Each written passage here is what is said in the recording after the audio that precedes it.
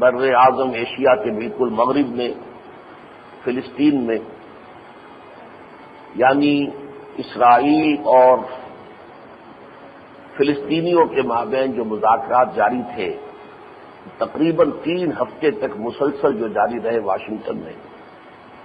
بالآخر ان کی ناکامی کا اعلان کر دیا گیا۔ جیسا کہ میں نے اس سے پہلے کئی مرتبہ عرض کیا ہے کہ یہ ساری گفت و شنید جو شروع ہوئی تھی خلیج کی جنگ کے بعد سے، سن 92 سے یہ کام شروع ہوا ہے۔ اب 8 سال ہو گئے ہیں اس گفتگو کو، اور اس میں نہ معلوم کتنے اس کے ادوار آئے ہیں۔ کچھ بعض معاملات میں پیش رفت بھی ہوئی، کچھ بہتری کی شکلیں بھی سامنے آئیں، لیکن یاد ہوگا کہ میں نے بارہا کہا تھا کہ یہ ڈیڈ لاک ہوگا آ کر یروشلم کے مسئلے پر، بیت المقدس کے مسئلے پر۔ یہودیوں نے یہ پختہ وعدہ کیا ہوا ہے اسرائیل کی حکومت نے، اور جو بھی سیکولر مزاج کے لوگ ہیں جو وہاں حکومت میں ہیں، بلکہ حال ہی میں نے ایک کتاب پڑھی ہے دی 13th ٹرائب، بہت ہی عمدہ کتاب ہے۔ ایک شخص نے بڑی تحقیق کی ہے کہ آج جو یہودی دنیا میں موجود ہیں ان کی اکثریت جو ہے وہ بنی اسرائیل میں سے نہیں ہے، بلکہ وہ یافس کی نسل میں سے ایک گروہ، جیسے کہ ترک اسلام لے آئے امت مسلمہ میں شامل ہو گئے تھے، ایسے ہی ایک زمانے میں یاجوج ماجوج کا جو علاقہ ہے اس میں سے ایک شہنشاہ تھا بولان، اور اس نے یہودیت قبول کر لی تھی اور ایک بڑی عظیم مملکت قائم رہی ہے۔ یہ سمجھیے کہ یہ جو آذربائیجان وغیرہ کا علاقہ ہے، ادھر بحیرہ اسود ہے اور ادھر جو ہے بحیرہ کیسپین ہے، اس کے مابین سے اوپر جائیں تو اس علاقے میں ایک بہت بڑی سلطنت قائم رہی ہے خزاریہ، اور یہ یہودی مملکت تھی۔ اور یورپ میں جو لوگ، خاص طور پر ایسٹرن یورپ میں، پولینڈ وغیرہ میں جو کثیر تعداد میں، روس میں جو کثیر تعداد میں یہودی ہیں، وہ اصل میں اس نسل سے ہیں۔ ان کو اشکنازی کہتے ہیں۔ اشکنازی جو یہودی ہیں وہ در حقیقت بنی اسرائیل نہیں ہیں، وہ حضرت یعقوب کی نسل سے نہیں ہیں، بلکہ وہ لوگ ہیں کہ جنہوں نے یہودیت کو قبول کر لیا۔ نسلاً ان کا معاملہ مختلف ہے۔ البتہ جو دو لوگ، جس کو کہ بن گوریان نے بھی کہا تھا کہ ہمارے ڈائسپورا کے دوران میں جو ہمارا گولڈن ایرا ہے وہ مسلم اسپین ہے، تو جو وہاں پر آباد تھے یہودی وہ اصل ہے یہودی۔ چنانچہ مغربی یورپ کے اندر جو لوگ آباد تھے ان میں یہودی اصل بنی اسرائیل میں سے ہیں، باقی اکثر و بیشتر جو یہ مشرقی یورپ اور رشیا وغیرہ سے یہودی آ کے آباد ہوئے ہیں اسرائیل میں، وہ اصل میں یہودی بنی اسرائیل میں سے نہیں۔ بہرحال یہ جو اس وقت کی حکومت ہے، یہ اشکنازی جو لوگ ہیں انہی کے ہاتھ میں ہے، اور یہی لوگ ہیں کہ جو سیکولر مائنڈڈ ہیں، لیکن انہوں نے مذہبی یہودیوں کو یہ رشوت دی ہوئی تھی کہ یروشلم کے معاملے میں ہم کوئی کمپرومائز نہیں کریں گے، یروشلم ہمارا مستقل دارالخلافہ ہوگا، نہ ہم اسے تقسیم ہونے دیں گے، نہ کسی بھی درجے میں عربوں کی شراکت اس میں ہم قبول کریں گے۔ دوسری طرف فلسطینی جو ہے، یاسر عرفات جن کی قیادت کر رہے ہیں اس وقت، وہ اس پر اڑے ہوئے ہیں کہ ہمیں بیت المقدس سے یا بیت المقدس سے اس کا مشرقی حصہ ہمیں ملنا چاہیے لا محالہ، جس میں مسجد اقصی بھی ہے، اور اسی میں دوم آف دی راک جو ہے قبۃ الصخرہ، جہاں سے حضور صلی اللہ علیہ وسلم کا سفر معراج شروع ہوا تھا، وہ بھی ہے۔ تو وہ در حقیقت اس وقت تو گویا کہ وہ یہودیوں یا عیسائیوں کا نہیں بلکہ اصل مسلمانوں کا متبرک مقام ہے،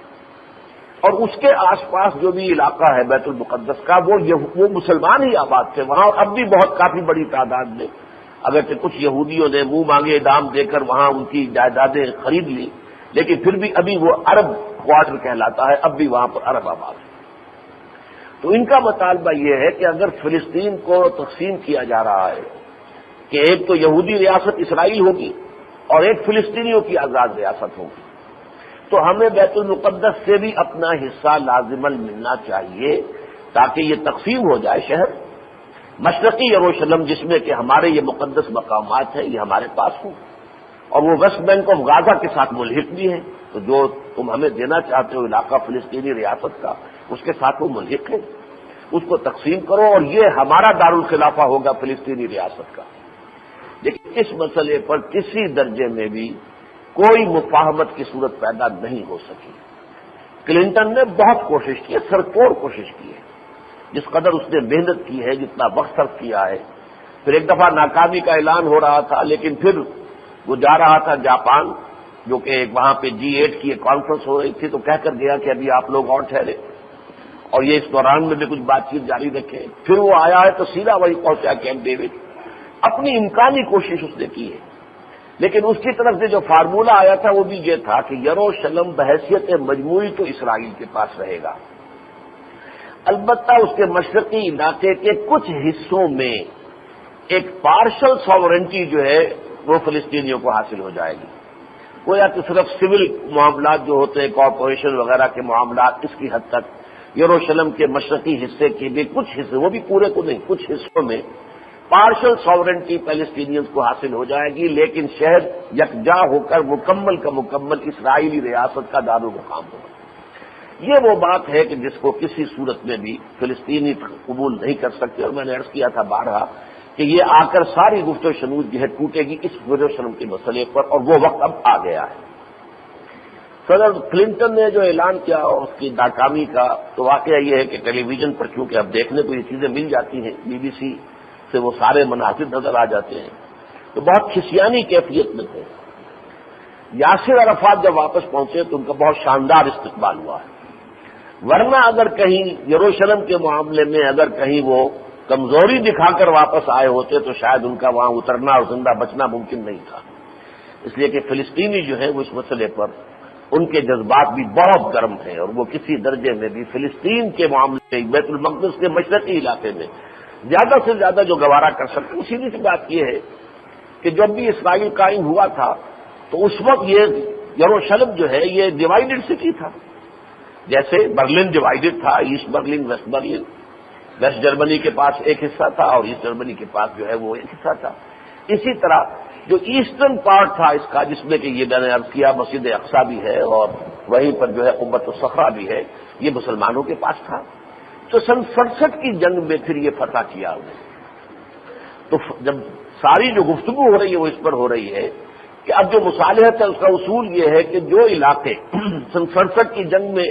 اسرائیل نے قبضہ کیا تھا جن پر، وہ واپس کیے جائیں۔ اگر سینائی پیننسلا واپس کیا تھا مصر کو، جب انوار سادات نے تسلیم کیا تھا اسرائیل کو، اور گولان ہائٹس بھی اکثر و بیشتر دینے کو تیار ہیں یہ سیریا کو، اگر ان کے ساتھ مصالحت ہو جائے، صرف تھوڑی سی پٹی رکھنا چاہتے ہیں اپنے پاس، اور اسی پر سیریا کے ساتھ بھی، شام کے ساتھ بھی جو مذاکرات تھے وہ بھی ڈیڈ لاک کا شکار ہو گئے تھے۔ اسی طریقے سے انہیں مشرقی حصہ جو ہے بیت المقدس کا، جو انہوں نے فتح کیا 67 میں، وہ واپس لینا چاہیے۔ اس میں خاص چیز کہ جو اعلان اس وقت کر دیا ہے، بلکہ کافی عرصے سے کرتے چلے آ رہے ہیں یاسر عرفات صاحب، وہ یہ ہے کہ کوئی معاہدہ ہوتا ہے یا نہیں ہوتا، کم وقت میں 13 ستمبر کو ہم نے اعلان کر دینا ہے اپنی آزاد فلسطین ریاست کا۔ یہ گویا کہ اب اعلان جنگ ہوگا اسرائیل کے ساتھ، اگر بغیر کسی معاہدے کے، بغیر کسی ٹریٹی کے، اگر بغیر کسی مفاہمت کے یک طرفہ اعلان ہوا کہ یہ اب ہماری فلسطینی ریاست آزاد ریاست ہے، تو پھر یہ چیز جو ہے یہ گویا کہ یوں سمجھیے کہ بارود کے ذخیرے کو آگ دکھانے کے متفق ہوگی۔ اور اس کی صورت یہ ہو چکی ہے کہ وہ شکل جو تھی کہ جیسے آج سے 9-10 سال پہلے جب خلیج کی جنگ ہو رہی تھی تو صورتحال بہت مختلف تھی۔ بیشتر عرب ممالک جو ہیں وہ عراق کے خلاف، صدام حسین کے خلاف، جو امریکہ اور اس کے اتحادی ہیں ان کے ساتھ شامل تھے۔ اب صورتحال بدل رہی ہے، چنانچہ اس مسئلے میں مصر نے بھی کہا ہے کہ ڈٹے رہو، پیچھے مت ہٹو،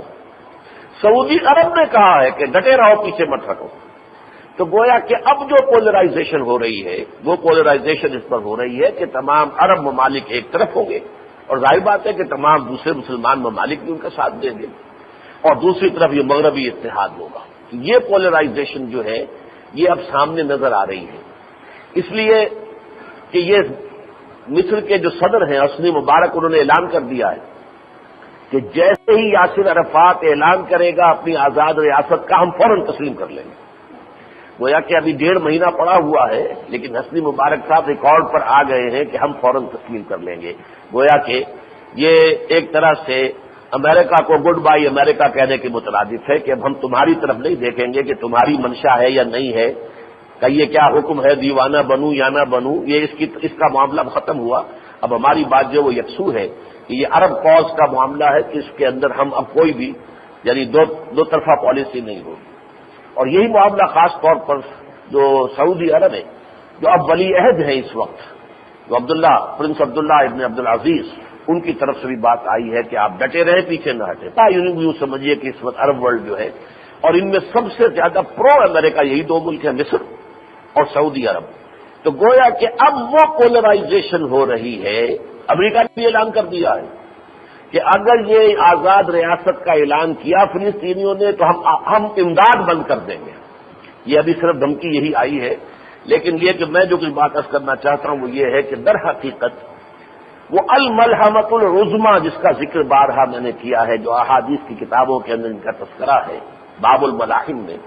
یہ اس کے لیے اب میدان میں بالکل تیار اور ہموار ہو رہا ہے. اس لیے کہ اب صورتحال یہ ہے کہ فلسطینیوں کے لیے بھی اب ممکن نہیں ہے کہ پیچھے ہٹ سکے، اس لیے کہ نوجوان خون ہے، حماس کی ایک بڑی زبردست تحریک موجود ہے، پورے عالم عرب میں ایک جہاد کا غلغلہ موجود ہے. پورے عرب ممالک سے افغانستان میں آ کر لوگوں نے جہاد میں حصہ لیا، اپنی جانیں دی ہیں، اور پوری دنیا اس وقت دیکھ رہی ہے کہ عالم اسلام میں جو ہے وہ جہاد کا غلغلہ ہے، بہت شور ہے. اس صورتحال میں جو نقشہ سامنے آ رہا ہے وہ الملحمۃ العظمیٰ کا ہے. یہ الملحمۃ العظمیٰ یہ تو ہے حدیث کا لفظ. قرآن مجید میں میرے نزدیک اس کی جو پیشین گوئی ہے یا خبر ہے وہ سورہ کہف کی ابتدائی آیات میں ہے. سورہ کہف پر میں یہاں کچھ عرصے پہلے 2-3 جمعوں میں گفتگو کر چکا ہوں کہ فتنہ دجال کے ساتھ اس کا کتنا گہرا تعلق ہے. آج میں وہ باتیں نہیں دہراؤں گا، لیکن یہ کہ اس دجال کے ساتھ ہی اس ملحمۃ العظمیٰ کا تعلق ہے. چنانچہ 2 روایات ہمیں ملتی ہیں احادیث میں. ایک روایت جو ہے وہ تو حضرت معاذ بن جبل سے ہے رضی اللہ تعالی عنہ، اور یہ ترمذی شریف میں بھی ہے اور سنن ابی داؤد میں بھی ہے، کہ جس کی روح سے حضور نے فرمایا کہ ملحمۃ العظمیٰ کے بعد خروج دجال میں 6 مہینے کا فصل ہوگا، 7ویں مہینے میں دجال خروج کرے گا، نکل آئے گا. تو ملحمۃ العظمیٰ جو ہے در حقیقت اس کا ہی ایک اپینڈکس سمجھ لیجئے، ضمیمہ سمجھ لیجئے، وہ ظہور یا خروج دجال ہے. ایک دوسری روایت جو ہے وہ عبداللہ ابن بشر سے ہے رضی اللہ تعالی عنہ، یہ ترمذی میں بھی ہے اور یہ ابو داؤد میں بھی ہے. لیکن یہ کہ اس میں کہا گیا 6 سال کا فصل ہوگا. تو 6 مہینے یا 6 سال یہ 2 روایتیں تو ہمارے پاس ہیں، اور چونکہ سنن ابی داؤد میں دونوں روایتیں ہیں لہذا امام ابو داؤد رحمۃ اللہ علیہ نے کہا ہے کہ یہ زیادہ صحیح ہے، ھذا اصح، یعنی جس میں 6 سال کہا گیا ہے کہ ملحمت عظمیٰ کے 6 سال کے بعد، یعنی یہ جنگوں کا سلسلہ 6 سال تک جاری رہے گا اور اس کے بعد پھر خروج ہوگا دجال کا. تو یہ بہرحال اس وقت مجھے ان حدیث کا تذکرہ صرف اس اعتبار سے کرنا تھا کہ یہ چیزیں جڑی ہوئی ہیں، اور دجال کے فتنے کا تعلق جو ہے سورہ کہف کے ساتھ ہر شخص کو معلوم ہے. اس اعتبار سے نوٹ کیجئے کہ جو بالکل آغاز میں ذکر ہوا ہے الحمدللہ الذی انزل علی عبدہ الکتاب ولم یجعل لہ عوجا، کل تعریف، کل ثنا، کل شکر اللہ کے لیے ہے کہ جس نے اپنے بندے پر صلی اللہ علیہ وسلم کتاب نازل فرمائی اور اس میں کوئی کجی نہیں رکھی. کتاب مبین، کھلی کتاب، صاف کتاب، صریح کتاب، اپنے مدلول کے اوپر بالکل واضح کتاب، قیمن، بہت سیدھا راستہ دکھانے والی قائم و دائم کتاب، لینذر باسا شدیدا من لدنہ، تاکہ خبردار کر دیں ایک بہت بڑی جنگ سے جو خاص اللہ کی طرف سے مسلط ہوگی. باسن یہاں پہ عام طور پر چونکہ یہ لفظ جو آتا ہے کسی بڑی مصیبت، کیٹاسٹرافی جس کو آپ انگریزی میں کہیں، کوئی بہت بڑا جو ہے ٹرموائل، باساد کے صیغے میں آتا ہے تو اس کے معنی فقر و فاقہ، بھوک، لیکن واحد کے صیغے میں آتا ہے تو کوئی اور بڑی مصیبت یا جنگ کے معنی میں بھی آتا ہے. وحین البأس، چنانچہ آیہ بر جو بہت مشہور آیت ہے سورہ بقرہ کی، والصابرین فی البأساء والضراء وحین البأس، وہاں بأساء جمع میں بھی آ گیا اور حین البأس بھی آیا ہے، اور سب نے ترجمہ کیا ہے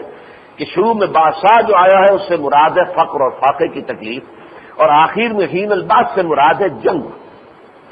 اگرچہ اکثر ہمارے ہاں مترجمین نے اس آیت کا ترجمہ کرتے ہوئے لینذر باسا شدیدا نے کہہ دیا بہت بڑی مصیبت، بہت بڑی آفت،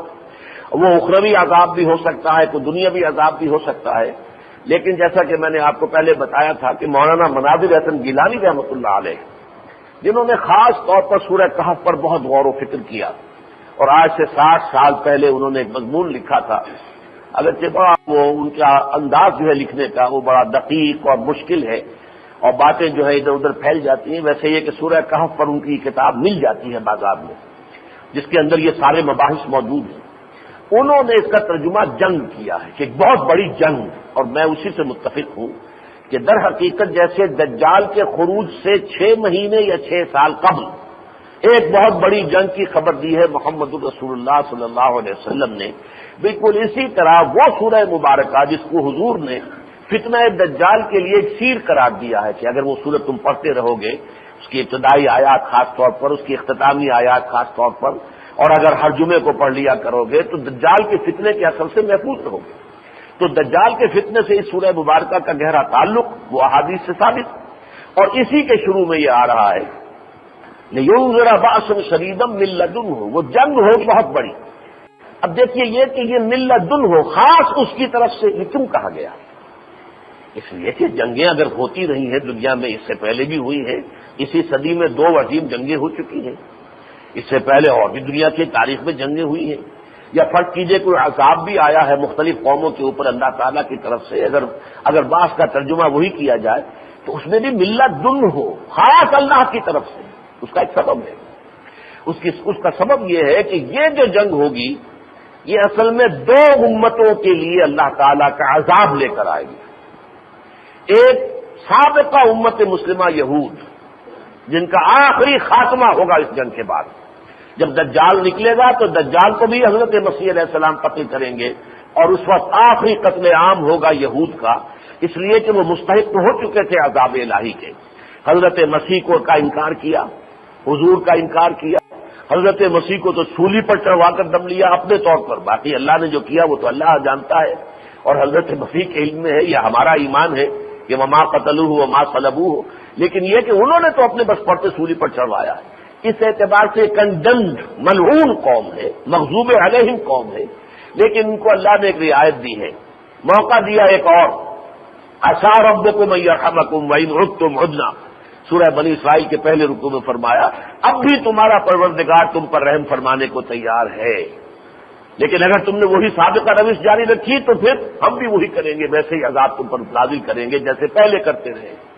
ان ھذا القرآن یہدی للتی اقوم، اگر اب بھی چاہتے ہو اس قرآن کے دامن میں آ جاؤ، یہ تمہیں سیدھے راستے کی رہنمائی کر رہا ہے، سب سے زیادہ سیدھا راستہ، جسے قیم کہا سورہ کہف میں، وہ یہاں پر اقوم آیا ہے، افعال التفضیل، سب سے زیادہ سیدھا راستہ ہے جو قرآن دکھاتا ہے۔ لیکن یہ بدبخت جو ہے اس میں بھی محروم رہے، بلکہ انتہائی دشمنی ان کی نبی اکرم صلی اللہ علیہ وسلم کے ساتھ اور امت مسلمہ کے ساتھ پوری تاریخ جو ہے دشمنی پر بھری ہوئی۔ اس حوالے سے ان کا آخری عذاب اب آنے والا ہے، جیسے کہ قوم نوح کو ختم کیا گیا، قوم ہود کو، قوم صالح کو، قوم شعیب کو، آل فرعون کو، یہ کیوں کیا گیا؟ رسولوں کے انکار کی پاداش میں۔ تو وہ رسول جو ان کی طرف بھیجے گئے تھے حضرت مسیح علیہ الصلوۃ والسلام، رسولاً الی بنی اسرائیل، ان کے انکار کی پاداش میں وہ سزا جو ہے ڈیلیڈ تو ہے، ذرا دیر میں آ رہی ہے، مؤخر کی گئی ہے۔ جیسے آپ کو معلوم ہے کسی شخص کو، کسی ملزم کو، قتل کے مجرم کو پھانسی کی سزا ہو جاتی ہے، لیکن یہ کہ اب اس کی پھانسی ہونے میں کچھ دیر ہو سکتی ہے، وہ وقت جو ہے گزر جاتا ہے۔ ایسے ہی یہ کنڈمڈ نیشن جو ہے اپنے آخری جو ہے عذاب سے دوچار ہوگی، اور ایک ایک ان کا بچہ جو ہے وہ ختم ہو جائے گا ان ملاحم کے آخری کنارے پر جا کر، جبکہ یہود کا ایک لیڈر جو ہے وہ مسیحا ہونے کا دعویٰ کر کے ایک فالس پروفٹ بن کر، اینٹی کرائسٹ بن کر سامنے آئے گا، اور اس کے بعد جو مقابلہ ہوگا حضرت مسیح علیہ السلام نزول فرمائیں گے، ان کے ہاتھوں دجال قتل ہوگا، اور پھر یہ ہے کہ مسلمانوں کے ہاتھوں ایک ایک یہودی ختم ہو جائے گا۔ لیکن اس سے پہلے موجودہ امت مسلمہ کو بھی سزا دینی ہے، اور خاص طور پر اس امت مسلمہ کا جو نیوکلیس ہے، عرب،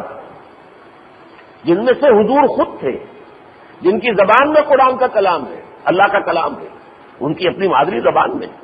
اور پھر انہوں نے دین کو پیٹھ دکھائی۔ جب تک کولونیل پاورز جو ہے وہ ان کے اوپر حکمران تھی، چلیے کوئی عذر تھا کہ ہم کیا کریں، ہم تو دبے ہوئے ہیں، ہمیں تو مغلوب کر لیا گیا، مستضعفین ہیں ہم، لیکن آزاد ہونے کے بعد بھی کیا کیا؟ ہر عرب ملک نے یا اپنا قبلہ سیدھا کر لیا واشنگٹن کی طرف اور یا کر لیا ماسکو کی طرف. کسی نے بھی اللہ کے دین کو نافذ نہیں کیا، ایک نے بھی نہیں کیا. اس حوالے سے اس وقت امت مسلمہ میں سب سے بڑی مجرم قوم ہے یہ عرب، اور ان کو جو ہے سزا ملنے والی ہے. یہ ملاحم کا جب معاملہ آئے گا در حقیقت ملدن ہو، یہ اللہ تعالیٰ کی طرف سے وہی جو اس کی سنت ثابتہ ہمیشہ سے چلی آ رہی ہے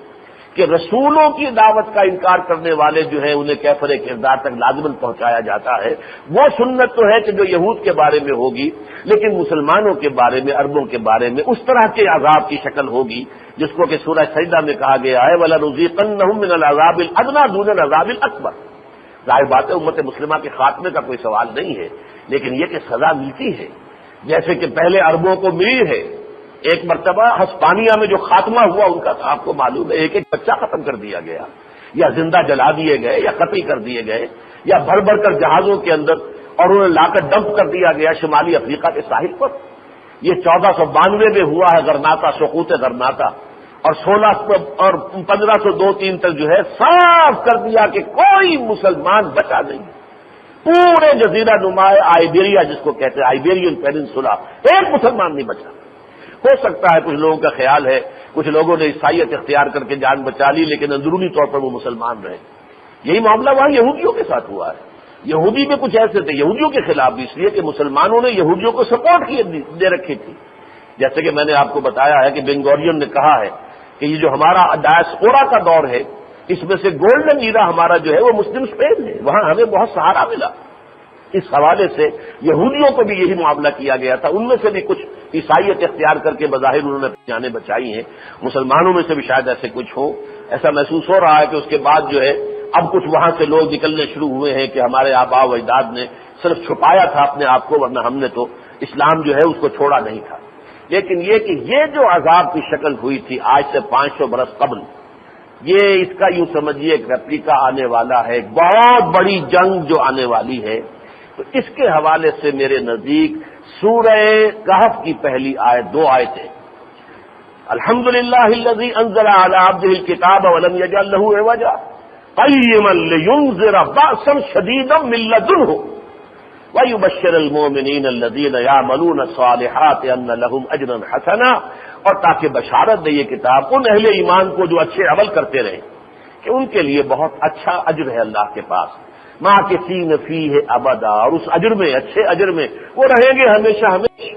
وینذر الذین قالوا اتخذ اللہ ولدا، اور خاص طور پر خبردار کر دے یہ کتاب ان لوگوں کو جنہوں نے اتنی بڑی گستاخی کی ہے کہ اللہ کے لیے بیٹا قرار دے دیا، کہ اللہ نے کسی کو اپنا بیٹا بنایا ہے. اگرچہ اللہ کے لیے بیٹا بیٹی کا معاملہ عربوں نے بھی کیا ہے کہ ملائکہ کو اللہ کی بیٹیاں قرار دے دیا، لیکن یہ اس طرح کا ان کا عقیدہ نہیں تھا جیسے کہ عقیدہ ڈوگما جسے کہتے ہیں، جیسا کہ عیسائیت میں کہ حضرت مسیح علیہ السلام کو اللہ کا صلبی بیٹا کہتے ہیں. صلبی، یہ لفظ استعمال کرتے ہیں، اللہ کا صلبی بیٹا ہے. اس حوالے سے اتنی بڑی جسارت اور اتنا بڑا شرک جو ہے دنیا کی کسی اور قوم نے نہیں کیا کہ جتنا یہ عیسائیوں نے کیا. اور اس کے ہی نتائج ہے در حقیقت جو میں اس سے پہلے کئی مرتبہ بیان کر چکا ہوں کہ مذہب سے جو پھر نفرت پیدا ہوئی اور جو مذہب کا مذاق اڑا ہے یورپ کے اندر، وہ در حقیقت اس کا رد عمل ہے. لیکن جیسا کہ میں عرض کر رہا تھا احادیث میں ان جنگوں کا تذکرہ ہے، لیکن اس جنگ کے 2 مراحل تھے. آج جو بات میں عرض کرنا چاہ رہا ہوں اگرچہ اس سے پہلے جب وہ خلیج کی جنگ ہو رہی تھی میں نے یہ چیزیں اس وقت بھی بیان کی تھیں. اس جنگ کے 2 مراحل ہیں. ایک مرحلہ میں نے اس وقت آپ سے کہا تھا، جو لوگ بھی اگر یاد ہو، کہ در حقیقت یہ خلیج کی جنگ جو ہے 1991 کی، یہ در حقیقت ریہرسل ہے الملحمۃ العظمیٰ کا. ریہرسل اس معنی میں کہ کتنی قوتیں دنیا کی جمع ہو گئی، کتنی بڑی طاقت جمع کی گئی ایک ملک کا بھرکس نکالنے کے لیے. ایک چھوٹا سا ملک، کتنا بڑا ملک تھا وہ، اور کس قدر گولہ بارود برسایا گیا، جس طرح تہس نہس کیا گیا اس ملک کو. اور ابھی تک اس کی سزا جو ہے وہ جاری ہے کہ اس کے بچے مر رہے ہیں، نہ ان کے لیے دودھ ہے نہ ان کے لیے ادویات ہیں. اس قسم کی سخت سینکشنز ابھی تک ان کے اوپر لگی ہوئی ہیں. اس وقت کے لیے جو پہلی خبر جو حدیث کے آتا اس کا، انزی مخبر رضی اللہ عنہ قال سمعت رسول اللہ صلی اللہ علیہ وسلم یقول جو مخبر فرماتے ہیں کہ میں نے سنا اللہ کے رسول کو یہ فرماتے ہوئے ستصالحون الروم صلحا آمنا، اے مسلمانوں تم صلح کرو گے رومیوں سے بڑی امن والی صلح۔ اب یہاں رومی کا لفظ جان لیجیے کہ یہ عیسائیوں کے لیے اور یورپینز کے لیے یہ لفظ ہے عربی زبان کا رومی، اس لیے کہ یہ عیسائی تھے، وہ یورپین تھے، اس لیے کہ رومن امپائر بازنطینی حکومت جو تھی وہ بھی ساری کی ساری رومی یورپین تھے، تو یورپین کرسچنڈم جو ہے اس کو سمجھیے کہ روم کہا جاتا ہے۔ تم صلح کر لو گے روم کے ساتھ یا عیسائیوں کے ساتھ، یورپین عیسائیوں کے ساتھ، فتغزون انتم وهم عدو من ورائکم، پھر تم جنگ کرو گے تم بھی اور وہ بھی مل کر ایک دشمن سے جو تمہارے عقب میں ہوگا۔ اب نوٹ کیجئے یہ جو معاملہ ہے سعودی عرب کا اور ادھر سے جو ہے یہ تمام جو اس کے عقب میں پیچھے جو ہے یہ صدام، اور ظاہر بات ہے کہ اگرچہ نام تو اس کا مسلمانوں کا سا ہے لیکن ان کا جو فلسفہ ہے باسط ہیں یہ، اور باس جو ہے وہ در حقیقت اسلام کی تو نفی ہے، وہ تو ایک خاص ان کا نظریہ ہے جس میں یہودی عیسائی اور عرب جو ہے انہوں نے مل کر ایک نیا فلسفہ ایجاد کیا ہے، اور اس کے اندر اسلام کا کوئی تعلق نہیں۔ تو اس سے تم جنگ کرو گے، فتنصرون وتغنمون، پھر تمہاری مدد کی جائے گی اور تم بہت سا غنیمت حاصل کرو گے، وتسلمون، اور تم سلامت رہو گے، تمہیں کوئی نقصان نہیں پہنچے گا۔ پھر اس کے بعد ایک واقعے کا ذکر ہے کہ پھر یہ بات ہو جائے گی کہ یہ صلح تمہاری ختم ہو جائے گی، فَعِندَ ذَلِكَ تَقْدُرُ الرُّومُ وَتَجْمَعُ لِلْمَلْحَمَةِ، پھر یہ کہ یہ رومی جو ہے عیسائی جو ہے غداری کریں گے، بے وفائی کریں گے اور وہ ملحمہ الملحمۃ العظمیٰ کی تیاری کریں گے۔ یہاں تک آتا ہے کہ وَيَشُورُ الْمُسْلِمُونَ إِلَىٰ أَسْلِحَتِهِمْ فَيَقْتَتِلُونَ فَيُكْرِمُ اللَّهُ تِلْكَ الْإِصَابَةَ بِالشَّهَادَةِ، کہ پھر وہ جو لوگ ہوں گے وہاں پہ مسلمان، اللہ تعالیٰ ان سب کو شہادت کی موت دے کر عزت دے دے گا۔ میرے نزدیک یہ جو کچھ ہوا تھا خلیج کی جنگ میں، اور اتنی بڑی طاقت انہوں نے جمع کر کے پوری نیٹو کی قوت جو ہے اس کے ساتھ یہ عرب ممالک سب کے سب جڑ کر آئے اور ختم کیا، اور اس کے بعد ان کی صلح ہے، اور اب جو ہے پنجے گاڑے ہوئے ہیں امریکی استعمار نے عین سعودی عرب میں نجد کے اندر ایک ٹیلے پر آتا ہے، میں تفصیل زیادہ چھوڑ دی اس حدیث کی، درمیان میں سے وقت کم ہے، لیکن یہ کہ وہاں پر اب ان کا بیس ہے، بہت بڑا بیس ہے، ان کے جو ہے سارے اسلحہ وہاں پر جمع ہیں۔ لیکن یہ کہ جب یہ معاملہ ہوگا، اگر خدا نہ خواستہ کوئی جنگ کا جو ہے شعلہ بھڑک اٹھتا ہے فلسطین میں، اور اگر خدا نہ خواستہ جیسے کہ اندیشہ شدید موجود ہے کہ وہ مسجد اقصیٰ کو اڑا دیتے ہیں یا قبۃ الصغریٰ کو اڑا دیتے ہیں، تو پھر جو ایک طوفان اٹھے گا پورے عالم عرب میں، آخر نوجوان ہے اور ان کے اندر وہ جذبہ بھی موجود ہے، وہ جوش شہادت بھی اب موجود ہے، تو اس کا کوئی اندازہ آپ نہیں کر سکتے کہ کس قدر بڑا جو ہے ایک ہنگامہ پوری دنیا کے اندر ہو جائے گا۔ تو اس کے بارے میں یہ سمجھ لیجئے کہ پھر یہ ساری مصالحت ان کی جو ہے وہ ختم ہو جائے گی، اور پھر وہ الملحمۃ العظمیٰ کی تیاری کریں گے۔ اور یہ جو ملحمۃ العظمیٰ ہے یہ در حقیقت دوسرا دور ہے جس کے لیے اب فضا ہموار ہو رہی ہے۔ اب وہ عرب ایک طرف ہوں گے اور عیسائی دوسری طرف ہوں گے، لیکن بالکل اسی طرح جیسے خلیج کی جنگ میں انہوں نے کیا تھا کہ اسرائیل کو میدان میں نہیں آنے دیا، اسرائیل سے کہا تم اطمینان سے بیٹھو، ہم تمہاری حفاظت کے لیے جنگ لڑ رہے ہیں۔ شوارز کراف جو کہ ان کا کمانڈر ان چیف تھا اس پوری مہم کا، اس نے بعد میں کہہ دیا تھا کہ ہم نے یہ جنگ جو ہے اسرائیل کے تحفظ کے لیے جنگ کی ہے۔ وہ تو چونکہ فوجی تھا اسے تو بات کہنے کے اندر کوئی آگ نہیں تھی، نکل جاتی ہے جس کے منہ سے سچی بات مستی میں، فقیہ مصلحت بھی سے وہ زندے بادہ خار، اچھا تو وہ فوجی تھا، اسے یہ بات کہہ دی، کوئی سیاستدان تو یہ بات نہ کہتا، اس نے کہی ہم نے اسرائیل کو حفاظت کے لیے ہم نے یہ جنگ لڑی ہے، عراق کی جنگ جو ہے۔ اب یہ سمجھ لیجئے کہ انہیں بٹھا دیا، تم مت آنا، اگر تم میدان میں آ گئے تو مسلمان عرب جو ممالک ہمارا ساتھ دے رہے ہیں وہاں کے عوام جو ہے اٹھ کھڑے ہوں گے اور پھر وہ ہمارے خلاف بغاوت ہو جائے گی، لہذا تم بیٹھے رہو۔ البتہ پیٹریوٹک میزائل انہیں دے دیے گئے کہ تمہاری طرف کوئی اسکڈ میزائل آئے گا تو یہ پیٹریوٹک میزائل، اس سے پہلے اس کا نام بھی کسی کو معلوم نہیں تھا۔ پہلی مرتبہ خلیج کی جنگ میں جیسے افغانستان میں پہلی مرتبہ اسٹنگر میزائل سامنے آیا تھا، اور اس نے واقعہ یہ فیصلہ کن رول پلے کیا تھا، جو ہزیمت ہوئی ہے روس کو، اس میں سب سے بڑا اس کا جو تھا سبب وہ اسٹنگر میزائل تھا۔ بالکل اسی طریقے سے جو عراق کا بھرکس نکلا ہے اسے بہت مان تھا اپنے اسکڈ میزائل پر، لیکن ہوا کیا، وہ اسکڈ میزائل کو درمیان ہی میں فضا ہی کے اندر پیٹریوٹک میزائل نے ختم کر دیا۔ اور اس وقت جو ایک بہت بڑا شور برپا ہے دنیا کے اندر، یہ جو اب انہوں نے اسی پیٹریوٹک میزائل کو مزید ڈیولپ کیا ہے، ابھی اس میں کچھ خامیاں تھیں، اب اتنا ڈیولپ کر لیا ہے کہ اینٹی بیلسٹک میزائل اگر امریکہ کی طرف آئیں گے تو ان سب کو وہ فضائی کے اندر اڑا دیں گے، امریکہ میں وہ پڑھنے ہی نہیں دیں گے، جس پر کہ چین اور روس دونوں نے احتجاج کیا ہے کہ اب اگر تم یہاں تک جا رہے ہو تو اس کا مطلب یہ ہے کہ ہمارا جو معاہدہ تھا کہ ہم یہ ہتھیاروں کی دوڑ میں نہیں پڑیں گے اور ہتھیار ختم کریں گے، تو اب وہ ہے کہ ہمارا وہ معاہدہ ختم ہو جائے گا، ہمیں بھی کوئی نہ کوئی بندوبست کرنا پڑے گا، ورنہ معلوم ہوتا ہے کہ بیلنس آف پاور ختم ہو جائے گا۔ یہ آپ نوٹ کر رہے ہوں گے کہ آج کل یہ خبریں ہیں، چائنا اور رشیا دونوں بہت قریب آ رہے ہیں، بہت عرصے کے بعد بہت قریب آ رہے ہیں۔ یہ کوسوو کے معاملے میں بھی قریب آئے اور انہوں نے مل کر بیان دیا تھا کہ مغربی دنیا سن لے کہ ہمارے پاس ایٹمی ہتھیار ہیں، اگر ہمارے معاملے کے اندر کوئی دراندازی کی کوشش کی گئی تو ہم ایٹمی ہتھیار استعمال کر لیں گے۔ بہرحال اس وقت صورت یہ ہے کہ یہ جو عبداللہ ابن مسعود رضی اللہ تعالیٰ عنہ کی روایت ہے، اس کی روح سے حضور نے فرمایا ان الساعة لا تقوم حتى لا يقسم میراث ولا یفرح بغنیمۃ۔ حضور نے فرمایا کہ قیامت نہیں آئے گی جب تک کہ صورت یہ نہ ہو جائے کہ میراث کو تقسیم نہ کیا جائے اور غنیمت سے کوئی خوشی حاصل نہ ہو، یعنی اتنی بڑی جنگ ہوگی، اتنے لوگ ختم ہو جائیں گے کہ پھر مال غنیمت کی تقسیم اور میراث کی تقسیم گویا کہ خارج از بحث ہو جائے گی۔ فرمایا ثم قال، فرمایا حضور نے عدو یجمعون لاہل الشام، دشمن اپنی پوری قوت جمع کرے گا اہل شام کے خلاف۔ اب یہ آپ کو معلوم ہے کہ عرب ممالک میں سے صرف ایک ملک ہے جو ابھی تک ریزسٹ کر رہا ہے اسرائیل کو، ورنہ باقی سب جو ہے وہ تو امریکہ کی گھڑے کی مچھلی ہیں، وہ سعودی عرب ہو، وہ امارات ہو، یا یہ کہ کوئی بھی اور ہو، مصر ہو، باقی جو اور ہیں وہ جو مراکو اور یہ الجیریا وغیرہ، یہ سب کے سب تو اس کی گھڑے کی مچھلیاں ہیں۔ لیکن ایک شام ہے کہ جس نے اپنی قوت کو برقرار بھی رکھا ہے اور ناک چنے بھی چنوائے ہیں اسرائیل کو لبنان کے اندر، یہاں تک کہ انہیں یک طرفہ طور پر لبنان کو چھوڑ کر جانا پڑا ہے۔ تو یہیں سے در حقیقت اصل جو ہے وہ جنگ شروع ہوگی۔ عدو یجمعون لاہل الشام ویجمع لهم اہل الاسلام، یعنی روم، اور ان کے مقابلے کے لیے تمام مسلمان بھی جمع ہو جائیں گے۔ یعنی یہ جو میں نے کہا تھا پولرائزیشن ہو رہی ہے کہ اب یہ معاملہ ہوگا، ایک طرف مسلمان ہوں گے، دوسری طرف عیسائی ہوں گے، اور عیسائیوں کے پیچھے یہودی ہوں گے، لیکن یہودیوں کو وہ بٹھائے رکھیں گے، انہیں میدان میں نہیں آنے دیں گے، ساری جنگ عیسائی لڑیں گے، جس میں ایک اور حدیث میں آتا ہے کہ 80 جھنڈوں کے نیچے ان کی افواج آئیں گی اور ہر جھنڈے کے نیچے 12,000 کی نفری ہوگی، یعنی 9,60,000 کی فوج ہوگی کہ جو اس وقت میدان میں اترے گی۔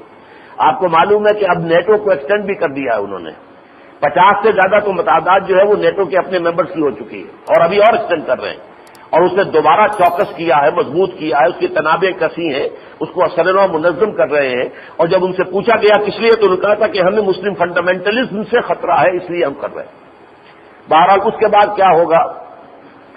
تو اس کے بعد ایک تفصیل آئی ہے کہ پہلے دن جب جنگ ہوئی ہے وہ آرمگڈون، اور یہ یہی لبنان کا جو علاقہ خالی کیا گیا اسی جگہ پر یہ جنگ ہونے والی ہے۔ یہی ہرمجدون جو ہے وہ ایک مقام کا نام، ایک وادی کا نام ہے، سب سے بڑی جنگ یہاں ہوگی۔ جیسے کہ آپ کو معلوم ہے کہ دوسری عالمگیر جنگ میں ٹینکوں کی سب سے بڑی لڑائی جو ہے العالمین وہ شمالی افریقہ میں لڑی گئی تھی، اسی طریقے سے ہمارے ہاں بھی چونڈے کی جنگ جو تھی 1965 میں، وہ بھی ٹینکس کی بہت بڑی جنگ تھی۔ اسی طرح کا کوئی معاملہ جو ہے وہ پیش آئے گا، اور اس میں یہ ہے کہ مسلمانوں میں سے بھی کچھ لوگ جو ہے بالکل موت کی بیعت کر کے، جیسے کہ حضور نے بیعت کی تھی جبکہ صلح حدیبیہ ہوئی ہے اس سے پہلے، بیعت علی الموت، اسی طرح مسلمانوں میں سے کچھ لوگ ہوں گے جو موت پر بیعت کر کے نکلیں گے کہ واپس نہیں آئیں گے، یا غالب ہو کر آئیں گے یا ختم ہو جائیں گے۔ تو یہ جنگ جاری رہے گی اور بہت سے مسلمان شہید ہوں گے اس میں، لیکن پھر اس کے بعد ایک وقت آئے گا کہ اللہ تعالیٰ کی خصوصی مدد جو ہے مسلمانوں کے ساتھ شامل حال ہوگی، اور پھر ایک بہت بڑا رن پڑے گا، بہت بڑا مارکا ہوگا۔ اس میں البتہ یہ جان لیجیے کہ میرا اندازہ یہ ہے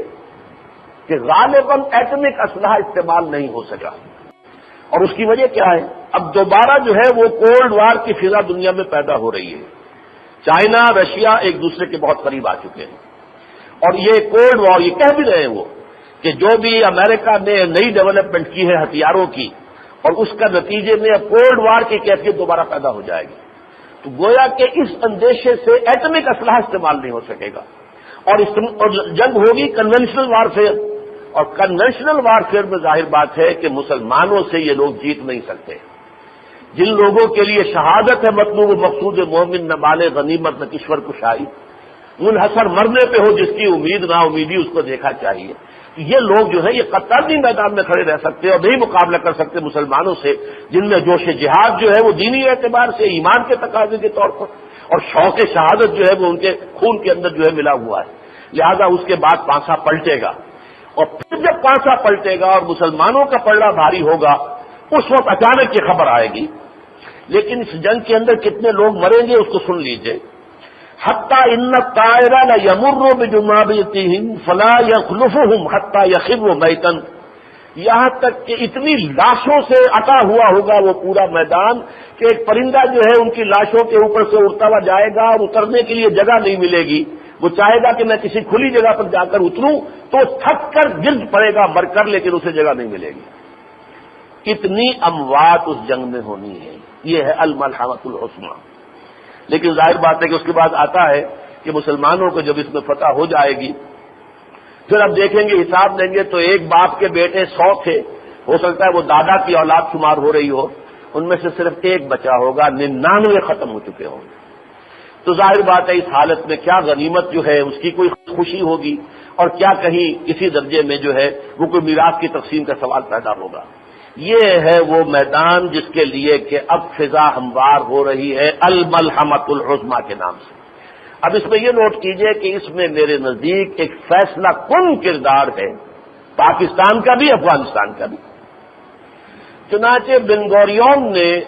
1967 میں جب انہیں عظیم فتح حاصل ہوئی، تمام عرب ممالک آس پاس کے جو تھے سب شکست کھا گئے، شام شکست کھا گیا، مصر شکست کھا گیا، شرق اردن جو ہے وہ شکست کھا گیا، ادھر سے انہوں نے سرائے سینا لے لیا، ادھر سے گولان ہائٹس لے لیے، ادھر سے سارا ویسٹ بینک لے لیا۔ تو جو فتح کی نشے میں تھا بن گوریون، اس نے تقریر کی پیرس میں 1967 میں، اور اس نے وہاں کہا تھا یہودیوں کے ایک جلسے میں کہ ہمیں عرب ممالک سے کوئی اندیشہ نہیں ہے، ہمارا اصل مقابلہ پاکستان سے ہوگا، اصل دشمن ہمارا پاکستان۔ بن گوریون از آن ریکارڈ، اس نے یہ بات 1967 میں پیرس کے اندر تقریر کرتے ہوئے کہی اپنے یہودیوں کے اجلاس میں کہ تیاری کرو کہ تمہارا اصل معاملہ جو ہے وہ پیش آنے والا ہے، مقابلہ ہوگا پاکستان سے۔ اس کی خاص وجہ ہے، ظاہر بات ہے کہ عالم اسلام میں جو خوشی کی لہر دوڑی تھی